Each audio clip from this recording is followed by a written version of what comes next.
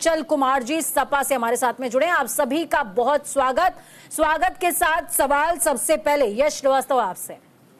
सियासत तो ठीक है, लेकिन मुझे लगता है आला कमान को कम से कम ऐसा तो बयान देना चाहिए कि प्रवक्ता से लेकर के राजनेताओं तक बोलने के लिए उनके पास कुछ तो रहे। ये आपसे किसने कहा पूजा जी कि हमारे पास बोलने के लिए कुछ नहीं है? मैं खुद अभी ये लिस्ट देख रहा हूँ जो मिस इंडिया का इतिहास है।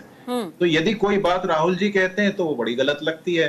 इनकी बीजेपी में ही एक नरोत्तम मिश्रा जी हैं, बहुत बड़े नेता हैं। उन्होंने तो हेमा मालिनी जी के बारे में बोला था और वो हेमा मालिनी जी भी इन्हीं की पार्टी में हैं और उस पे किसी को आपत्ति नहीं हुई, ना बीजेपी वालों ने बोला। और ये आपकी रिपोर्ट में राहुल गांधी जी के बारे में बोल कौन रहा है? मनोज तिवारी दूसरों को मानसिक इलाज बताएंगे। उनके गाने देखे हैं आपने या किसी ने? मैंने तो सिर्फ उनके बारे में सुना है। भोजपुरी संगीत को बर्बाद करने वाला वो व्यक्ति जिसने अश्लीलता और अभद्रता की हद पार कर दी है, वो दूसरों को मानसिक इलाज बताए। तो यदि कोई सवाल उठाया गया है कि सन 59 से लेकर के 2019 तक की लिस्ट किसी ने डाली है इंटरनेट पे, मुझे भी नहीं मिल रहा है आदिवासी या SC ST। तो यदि मेरे पास 2023 तक की है, मेरे पास यश जी 2023 तक की लिस्ट है जी। हाँ, तो आप बता दीजिए, यदि हो तो बहुत अच्छी बात है, लेकिन कम से कम 19 तक तो और 1947 से लेकर आज तक की है मेरे पास। मैं एक एक करके नाम गिना सकती हूँ।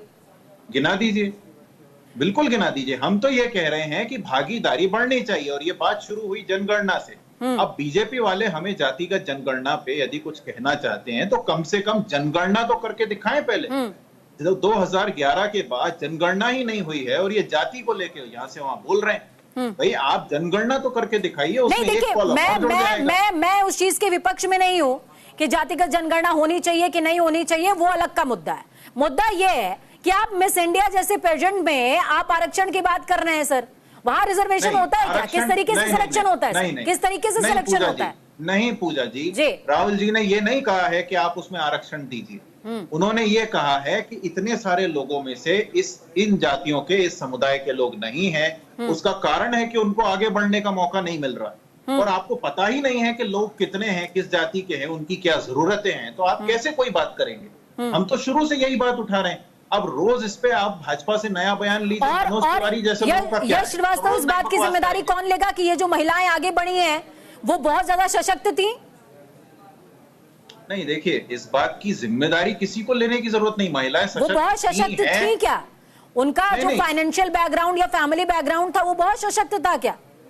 नहीं देखिए, हम ये कह रहे हैं कि ये महिलाएं आगे बढ़ी, बहुत अच्छी बात है और हम इसका खुला समर्थन करते हैं। आपको ये भी याद होना चाहिए, खास तौर से भाजपा वालों को, कि ये कांग्रेस के उसी 65 साल में आगे बढ़ी है जिसका ये रोते रहते हैं। और मैं सिर्फ इतना कह रहा हूं या पूरी कांग्रेस सिर्फ इतना कह रही है कि यदि किसी दूसरे समाज के लोग इसमें नहीं आ पा रहे हैं तो उनको आगे आने के लिए हमें कुछ करना चाहिए।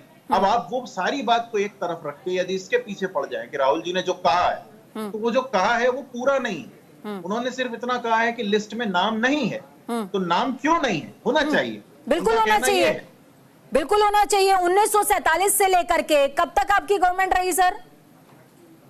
हमारी गवर्नमेंट रही वो तो आपको भी पता है कब तक रही। आप कहिए तो मैं बताता हूं कब तक रही। और 47 से लेकर के 2023 तक का डेटा है मेरे पास। कांग्रेस ने 70 साल तो दिए हैं ना देश को सर।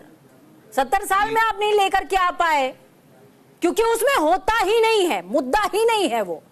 नहीं देखिए, यहाँ पर छोटा सा विरोधाभास है जी। जातिगत जनगणना उस समय जातिगत जनगणना नहीं हुई। जो पहले होनी थी वो नहीं हुई, ये गलत हुआ और अब होना चाहिए, ये भी राहुल जी ने कहा है। और आरक्षण की व्यवस्था समाज में दलितों को, पिछड़ों को आगे लाने की